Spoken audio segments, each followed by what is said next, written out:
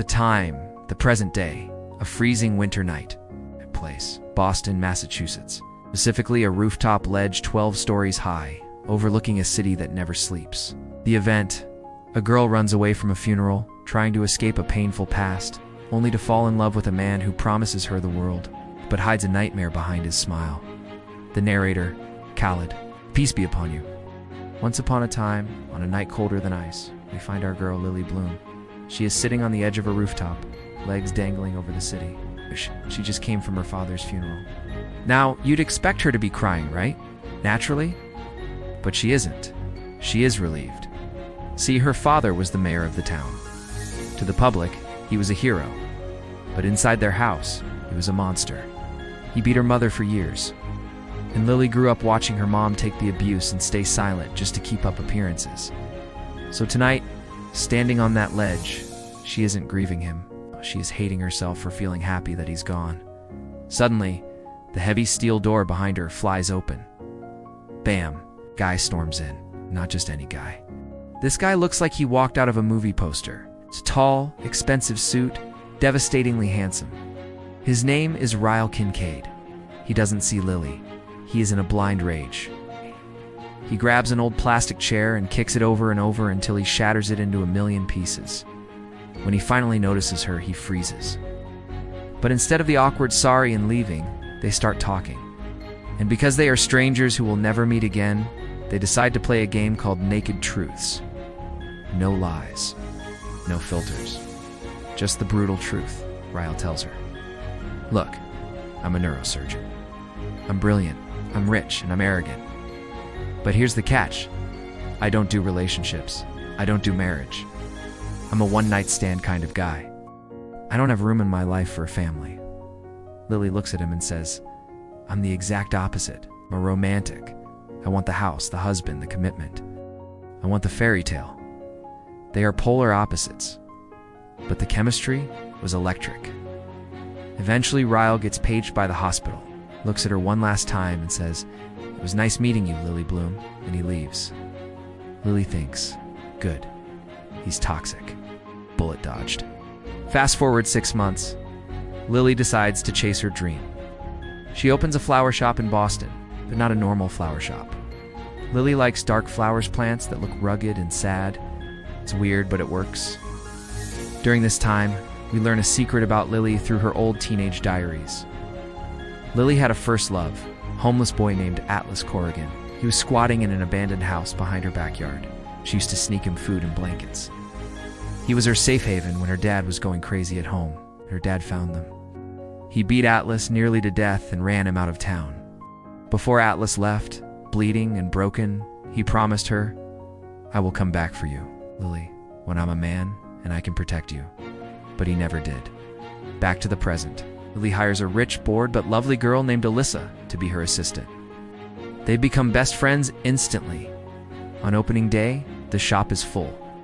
The door opens, and who walks in? Ryle, the guy from the roof. Can you believe the odds? It turns out, Ryle is Alyssa's brother. Ryle sees Lily, and he loses his mind. You're real? Didn't hallucinate you? This guy who swore he never wanted a girlfriend suddenly turns into a stalker, but in a cute, romantic way. Chases her. He begs for a chance. Lily resists. She remembers his no-commitment rule. But Ryle is persistent. He looks her in the eyes and says, I've never wanted more until I met you. You were the only one worth breaking my rules for, and she falls. They get married in Las Vegas. Lily wakes up thinking, I did it. I broke the cycle. I married a man who worships me, a man who is nothing like my father. She thought she was in heaven. She didn't know she was standing at the gates of hell. One night, just a normal, happy night. They are in the kitchen, cooking dinner, laughing. Ryle tries to take a casserole dish out of the oven, but he forgets to use a potholder, burns his hand. Badly now. Remember, Ryle is a neurosurgeon. His hands are his career. The pain and the panic make him snap. He drops the dish. It shatters. Lily, scared for him, rushes over. She lets out a nervous, shocked laugh, that panic laugh. She says, Oh my God, honey, are you okay? Ryle hears that laugh, and something dark takes over. He thinks she's mocking him. Suddenly, without thinking, he spins around and shoves her hard. Lily flies backward, hits her head against a cabinet handle and crumples to the floor. Silence. Lily is sitting on the floor, dizzy, holding her throbbing eye. Ryle stands there, staring at her, looking like he just woke up from a trance. He rushes to her, falls to his knees, crying hysterically. "Lily, oh my God, I didn't mean to. I was in pain. It was an accident. I'm so sorry. Please, baby, please. And here. Right here." Lily makes the mistake every victim makes. She looks at his tears. She looks at the man she loves. She rationalizes it. She tells herself, "It was an accident. He didn't mean to hit me. He was burned. He was scared. This isn't my dad." And she forgives him. A few weeks later, Ryle takes her out to a fancy restaurant to make up for it. And that's when shock number 2 hits.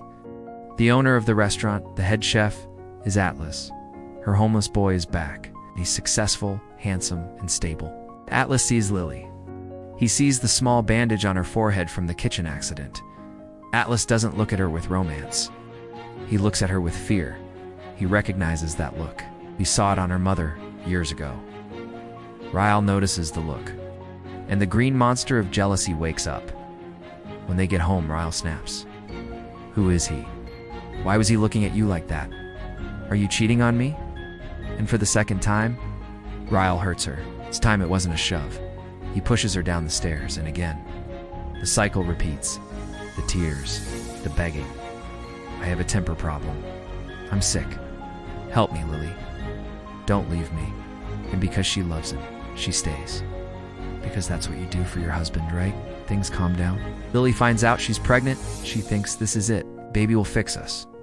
But then Ryle finds a piece of paper in Lily's phone case. It's Atlas's phone number. And that night, Ryle isn't a human anymore.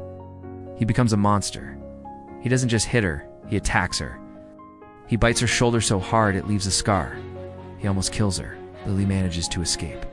She runs out of the house in her pajamas, barefoot in the freezing Boston snow. She has nowhere to go except one place.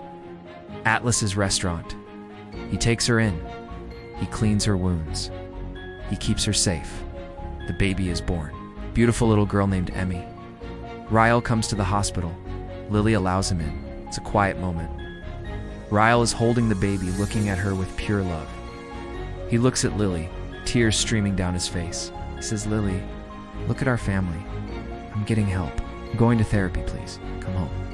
I swear on her life, I will never touch you again." Anyone in Lily's shoes would have crumbled. He's broken. He's sincere. He is the love of her life. But Lily, she looks at the tiny baby in his arms, and she asks him one question, the question that defines the entire story. She says, "Ryle, look at your daughter. Imagine she has grown up. Imagine her husband hits her, hurts her, and then cries and begs for forgiveness just like you were doing now. What would you tell her?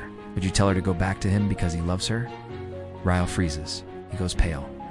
He puts his head in his hands and starts sobbing, shakes his head and whispers, "No, I would tell her to leave him immediately." Lily smiles through her tears and says, "And that is why I have to leave you, Ryle. I have to leave you so she doesn't grow up thinking this is love. I have to break the pattern before she learns it.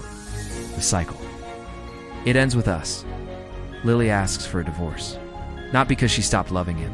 She still loves him, and that's the tragedy. But she chooses herself. Ryle understands. He accepts it. He realizes that letting her go is the only way to protect her from himself. In the final scene, we see Lily walking down the street, holding her daughter, finally free. She runs into Atlas. Atlas smiles at her. She smiles back, and we know this isn't just a happy ending, it's a healthy beginning. So I have to ask you, if you were in Lily's shoes, holding that baby, would you have given Ryle one last chance? Or would you have walked away? Let me know in the comments. Khaled, peace.